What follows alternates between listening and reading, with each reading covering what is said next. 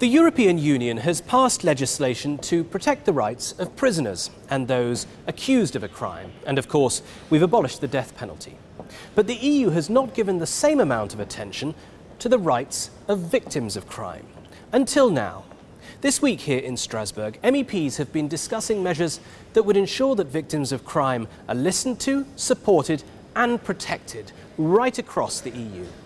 18 months ago, the European Commission proposed a directive aiming to harmonise the different judicial systems across the EU with regard to victims' rights. Parliament's response to the Commission's plan has been led by an EPP Group member from Spain, Teresa Jiménez-Becerril, who has acted as rapporteur on the draft directive.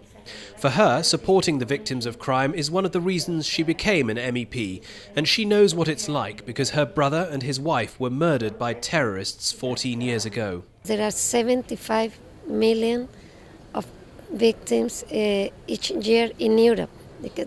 Unfortunately, everybody can be a victim. And for me, because I'm a victim myself, I'm very involved in my country. And when I came here, I knew I had to do it, so I moved it. And I think, fortunately, we are almost finished. The issue of victims' rights has risen up the political agenda in many member states in the past few years as victims have become better organised and more vocal. As part of the process of improving the Commission's proposal, MEPs listened to many victims of crime, both individually and through support groups. Another of the motivations behind the legislation is the fact that European society is increasingly mobile in a union where internal borders have been abolished. People need to be secure when they travel, and what are we going to offer them wherever they are? If they are in Berlin, in Rome, in London, in Athens, in Madrid, they can feel they are going to have the same rights and the same help if they need it. That now they feel insecure, and I think this is not just for victims. This is something that improves the trust that people have in the justice system. The legislation seeks to ensure that all victims of crime will have the same minimum rights in all EU countries. Victims will also have rights concerning information, appealing against legal decisions, and access to interpretation. But that doesn't mean all victims will be treated the same. In fact, authorities will be obliged to make an assessment of the circumstances of each case, and victims will be treated according to their specific needs, including protection. Another key aspect of the legislation is that it covers not only direct victims, but family members of someone whose death was caused by a criminal offence. For the rapporteur, it's the culmination of a long personal and professional journey on behalf of other victims of crime. My central message is that they can feel, at least they can be more confident, they can feel more secure.